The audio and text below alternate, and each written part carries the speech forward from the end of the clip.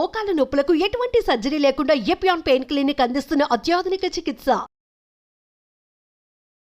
BP వచ్చింది doctor, తీసుకో life long. Thyroid వచ్చింది లైఫ్ లాంగ్.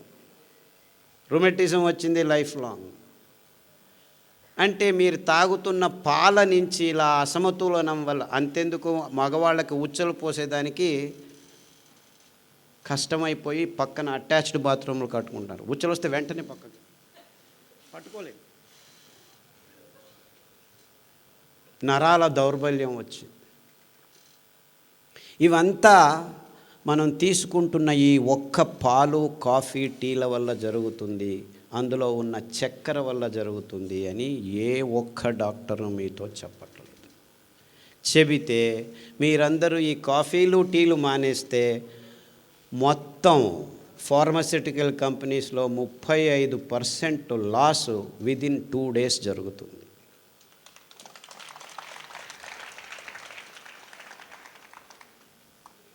అయ్యో నువ్వేం నాయనా అక్కడ నించొని కాఫీ తాగొద్దు, టీ తాగొద్దు, పాలు తాగొద్దు అని గట్టిగా చెప్పేస్తున్నావు.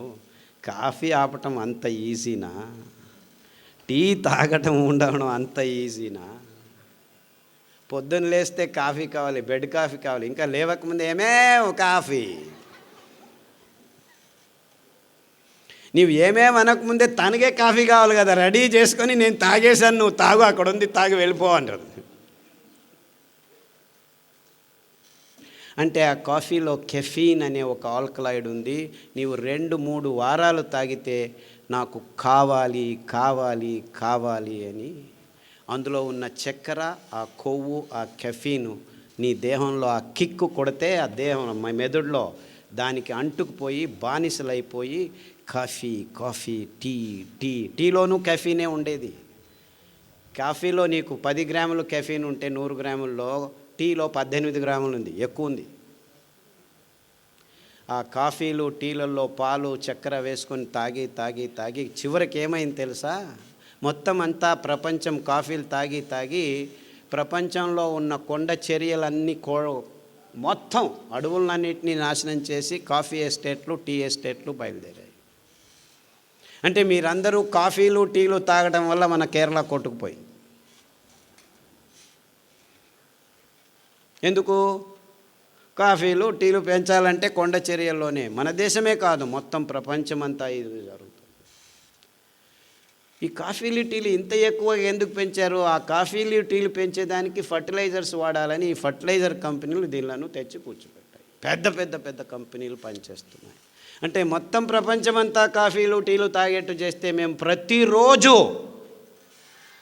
మీ నోట్లోకి పోతున్న ప్రతి ఒక్క చుక్క నుంచి డబ్బులు చేసుకోవచ్చు. చూసుకోండి, ఇది ఎవ్వరికీ అర్థం కావట్లేదు. We don't need coffee, we don't need చక్కెర, వీ డోంట్ నీడ్ పాలు, అన్నీ భయంకరమైన పదార్థాలే. కానీ ఏ ఒక్క విజ్ఞాని ఇంతవరకు మీకు చెప్పట్లేదు. ఎందుకు చెప్పట్లేదు? ఈ విజ్ఞానులంతా ఈ కంపెనీల సైన్స్ని ముందుకు తీసుకువెళ్ళేవాళ్ళు విజ్ఞానం పేరుతోనే చెప్తున్నారు.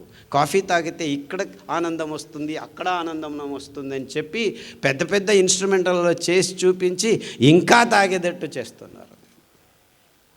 కానీ మీరు బానిసలు అయిపోతున్నారు, మన పర్యావరణం నాశనం అయిపోతుందని ఏ ఒక్కరూ కనెక్ట్ చేసి చెప్పట్లేదు.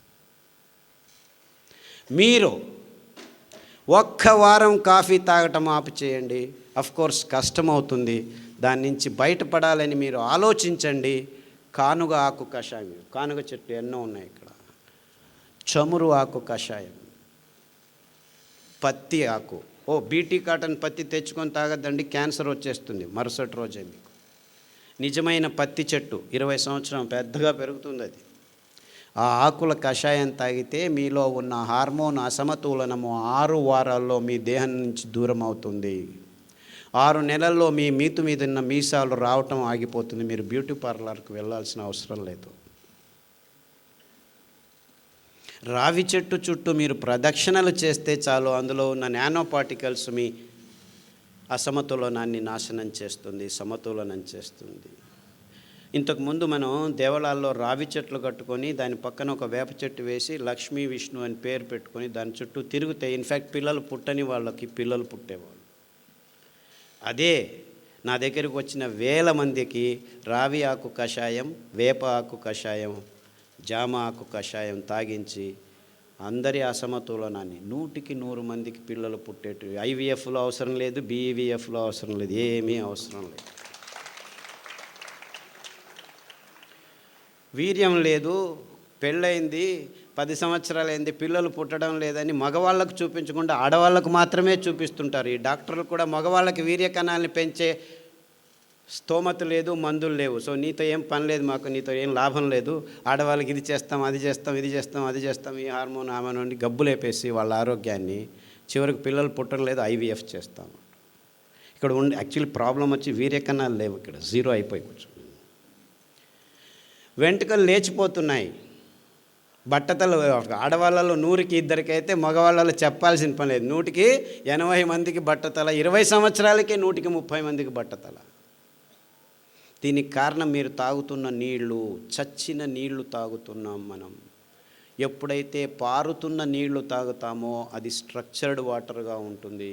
మనం నీళ్ళని నిలవ కొట్టి తెచ్చి ట్యాంకుల్లో, పాంకుల్లో, ప్లాస్టిక్ డబ్బాల్లో వేసుకొని ప్లాస్టిక్ నానో పార్టికల్స్తో తాగి మన చిన్న పేగుల్లో ఈ ప్లాస్టిక్ నానో పార్టికల్స్ కోట్ అయిపోయి నీళ్లను పీల్చుకోకుండా నీళ్లను దూరం చేసి హైడ్రోఫోబిక్, మన చిన్న పేగులు హైడ్రోఫిలిక్ ఉండాలి, అంటే నీళ్ళను బాగా పీల్చుకునేట్టు ఉండాలి. అందు మీద నారు, పీచు పదార్థం కోట్ అయి ఉంటే నీళ్ళను పీల్చుకుంటాం, కానీ ప్లాస్టిక్ కణాలు కోట్ చేసుకుంటున్నాం. నీళ్ళు ప్లాస్టిక్ డబ్బాలే, నూనె ప్లాస్టిక్ డబ్బాలే, పాలు ప్లాస్టిక్ డబ్బాలే, ఇంకేమిటి దోశలు కూడాను ప్లాస్టిక్ పెన్నాలే, ఇంకెందుకు ఇప్పుడు సాంబార్లు ఇది అది ప్లాస్టిక్ కవర్లలో వేసుకొని అందరూ ఈ గోబీలు ఆ గోబీలు అంతా ప్లాస్టిక్ కప్పులు, ప్లాస్టిక్ ప్లేట్లు, ప్లాస్టిక్ బాటిల్స్. ఇంతెందుకు నూనె కూడాను ప్లాస్టిక్, తేనె కూడాను ప్లాస్టిక్, ఊరగాయలు కూడాను ప్లాస్టిక్. ఇంతెందుకు ఆయుర్వేద చూర్ణాలు, మందులు కూడాను ప్లాస్టిక్ డబ్బాల్లో టన్నులు ఇచ్చేసి ఇది తీసుకుంటే అది బాగవుతుంది, అది తీసుకుంటే వెంట్రుకలు వస్తాయి, ఈ ఆయిల్ ఈ ఇక్కడ వెంట్రుకలు ఊడిపోతుంది. లోపల నుంచి సెలీనియము, జింకు, కాపర్ ఇలాంటి లవణాంశాలు పీల్చుకోలేక వెంట్రుకలు పుట్టుపుట అని ఊడిపోతుంటే బిఫోర్ ఆఫ్టర్ రండి మేము కూర్చుతున్నాము అంటే వీడు దేవుడు ఇచ్చినట్టువే ఉండడం లేదు, ఇంక వీడు కూర్చున్నట్టు ఉంటాయి. 6 నెలలు మళ్ళా రా, నేను ఎందుకు ఉండేది?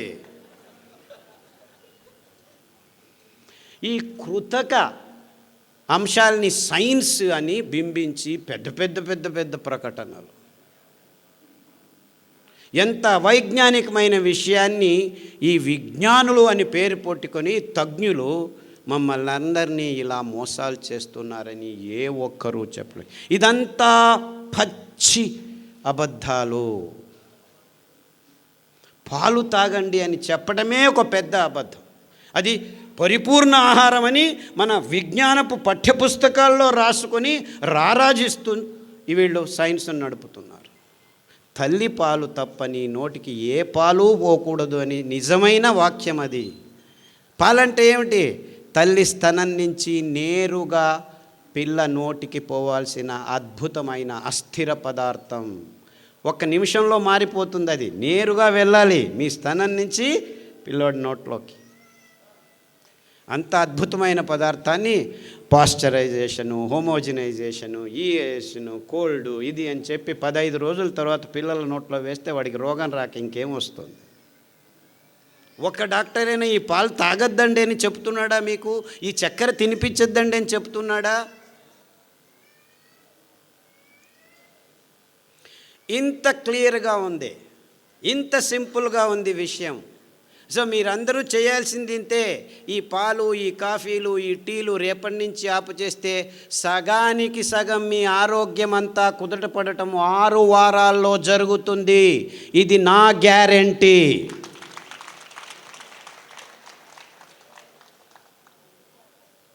తాగేదానికి అందరం ముందుండి తాగుతున్నాం. ఎక్కడ పోయినా కాఫీలు, టీలు, ఊరికినే కాఫీలు, టీలు.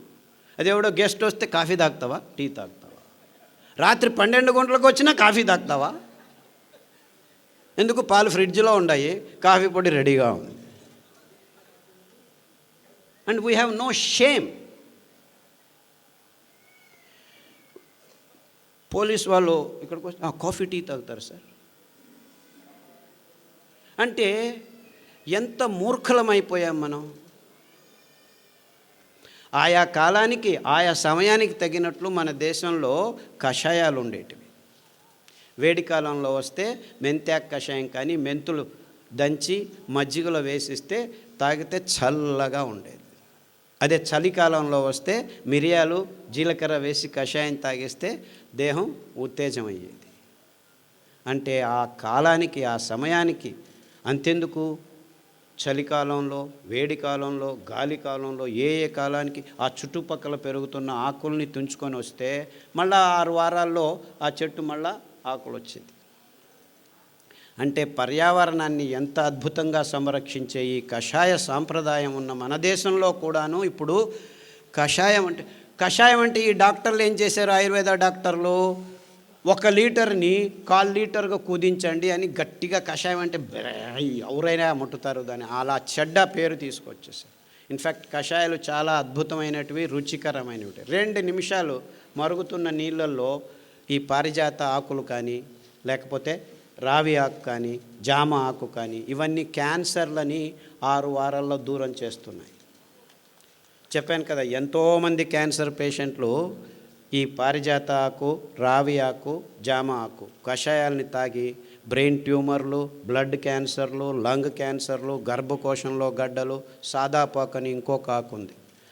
ఆ ఆకు కషాయాలు తాగితే మీ దేహంలో ఎక్కడ గడ్డలు ఉన్నా కానీ కరిగిపోతాయి. అరటి బోధ కషాయం తాగితే చాలు మీ కాలేయము, మీ మూత్రపిండము, మీ గాల్ బ్లాడరు, మీ మెదడులో ట్యూమర్స్ ఉన్నా కానీ కరగటం మొదలు పెడతాయి. దానికి తోడు ఈ అరికెలు, సామెలు భోజనం చేస్తే 6 నెలల్లో మీ క్యాన్సర్ మీ దేహం నుంచి అలా మాయమైపోతుంది. అలా చిటిక వేస్తే మాయమైపోతుంది.